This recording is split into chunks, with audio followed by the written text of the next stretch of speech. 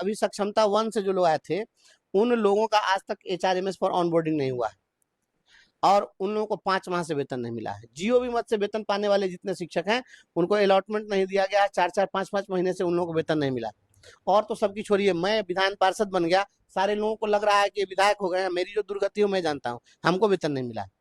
आपको वेतन नहीं मिला है? मुझको भी वेतन नहीं मिला है। और मैं पिछले दिनों जा करके और सभापति महोदय से कहा कि आखिर कितने दिनों तक बिना वेतन आप हमको रखिएगा। तो ये तो स्थिति बनी हुई है राज्य के अंदर में। मुझे लगता है कि बिहार सरकार आर्थिक संकट से जूझ रही है और इसके पास में पैसा नहीं है।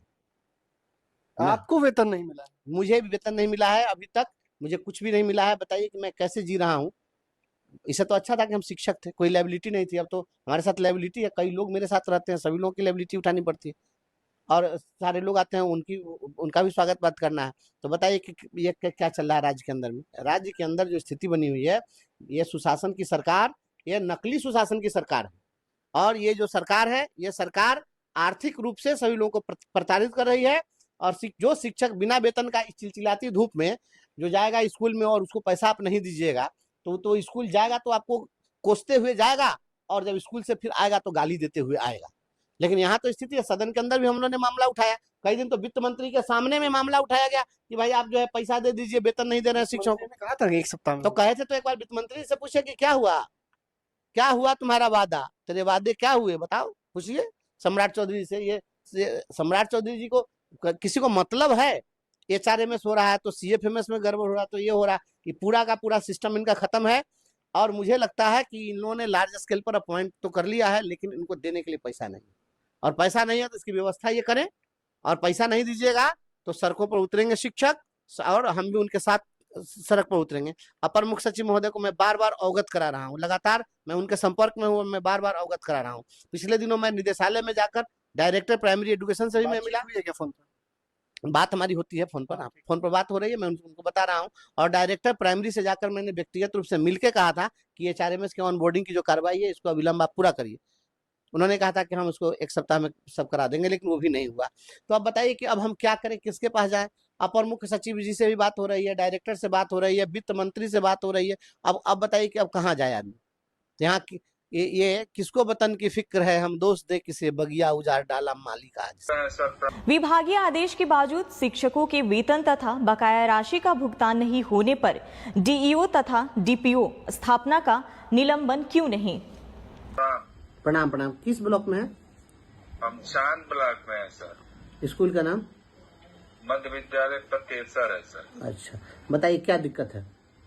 सर हम लोग GOB में आते हैं और मार्च, अप्रैल और ये मई चल रहा है, अभी तक पेमेंट नहीं मिला।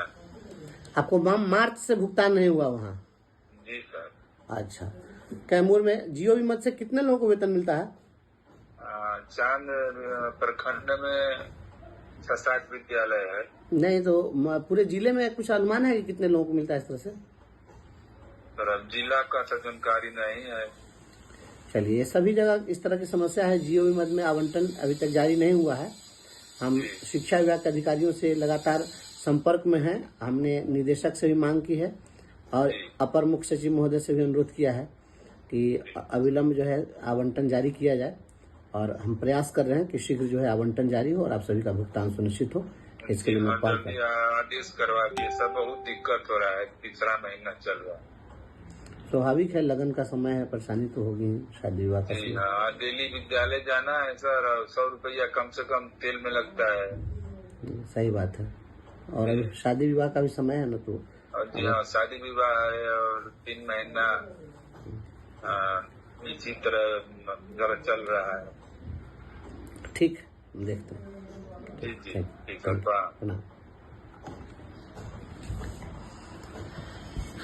शिक्षकों को लगन का समय है, इस लगन के समय में शादी विवाह है, सभी जगह जाना पड़ता है, न्योता है, चुमावन है।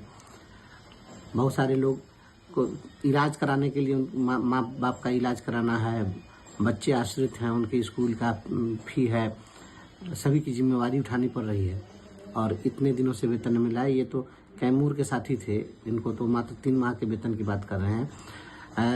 अभी बात करें सहरसा की, बात करें सीतामढ़ी की, गया गया की, तो सभी पूरे राज्य में इस तरह से जिले हैं जहां पर 5-5 माह से वेतन नहीं मिला, जनवरी से नहीं मिला आवंटन के अभाव में वेतन। तो बिना वेतन के कैसे संभव है? और अपर मुख्य सचिव आदरणीय सिद्धार्थ साहब से मैं यह आग्रह करता हूं कि आप तो संवेदनशील लोग हैं। आप सोचिए कि अगर कोई शिक्षिका अगर दुर्घटनाग्रस्त हुई है तो आप अस्पताल में गए हैं मिलने के लिए, अगर उसको वेतन नहीं होगा, उसके पैसे नहीं होंगे तो उसका इलाज कैसे होगा?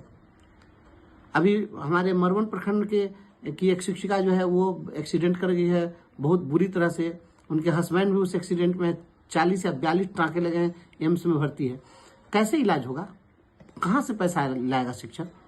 तो मानसिक रूप से पैसा के बिना ये हर व्यक्ति जो है इतना टॉर्चर हो रहा है। और आप यह एक ढिढोरा पीट रहे हैं कि गुणवत्तापूर्ण शिक्षा। ये कौन सी शिक्षा आप दे रहे हैं? बिना वेतन का शिक्षक काम कर रहा है, प्रतिदिन सैकड़ों फोन हमारे पास आता है, क्या जवाब दें हम लोग? हमसे अपेक्षा रहती है, मैं तो कोई कार्यपालिका नहीं हूँ, मैं वित्त विभाग और शिक्षा विभाग का पदाधिकारी तो नहीं हूँ कि मैं खुद से कुछ कर दूं। हमारी भूमिका केवल इतनी है कि हम आप शिक्षकों के दर्द को आप तक पहुंचा सके, और हम लगातार पहुंचा रहे हैं, अधिकारियों को अवगत करा रहे हैं। इसके बावजूद अगर आप वेतन नहीं देंगे, वित्त मंत्री जो राज्य के उप मुख्यमंत्री हैं आदरणीय सम्राट चौधरी जी, भरे सदन के अंदर उनसे हम लोगों ने आग्रह किया, फिर भी आज तक वेतन नहीं मिला। ये क्या हो रहा है? कौन सी सुशासन की सरकार चल रही है? अगर इसको सुशासन कहते हैं तो इससे तो बेहतर कुशासन ही है। ये इस तरीके से बिना वेतन के शिक्षकों को प्रताड़ित कर रहे हैं। ऐसे सैकड़ों फोन प्रतिदिन आ रहे हैं। इस दर्द को समझिए, और नहीं अगर इस दर्द को समझिएगा तो शिक्षकों के वेतन के मामले पर मैं वेरी शॉर्टली मैं पूरे प्रदेश कमेटी की बैठक बुला रहा हूं, और पूरे बिहार में सभी जगह शिक्षक सड़कों पर उतरेंगे। हम आंदोलन की रूपरेखा तय करने जा रहे हैं, आंदोलन होगा। इतना करने के बाद हमें अपने वेतन भुगतान हेतु तथा बकाया राशि के भुगतान हेतु आपके डीईओ तथा डीपीओ के यहाँ क्यों जाना पड़ता है? हम शिक्षकों को भी अपनी मां तथा अपने वृद्ध पिता का इलाज कराने हेतु पैसे की आवश्यकता होता है। आपने अपने हालिया भाषण में कहा कि शिक्षक का नौकरी कोई रोजगार नहीं है कि यह पैसे के लिए किया जाए। टीचिंग एक सबसे अलग जॉब है। लेकिन अब जो देख के मुझे लगा कि हमारे शिक्षक कार्यालय, शिक्षा विभाग का कार्यालय जो है, अब वेतन तभी उसकी निकासी होनी चाहिए जब हमारे टीचर्स का वेतन पहले निकासी होगा। सबसे पहले जो फर्स्ट राइट है, पहले टीचर्स का वेतन निकासी होगा, उसके बाद ही हमारा जो सरकारी कार्यालय है उसका होगा। यह मैं पहले भी कह चुका हूं और मैंने लास्ट टाइम इसकी चेतावनी भी दी थी, और इस बारे में शिक्षा विभाग बहुत सीरियस है।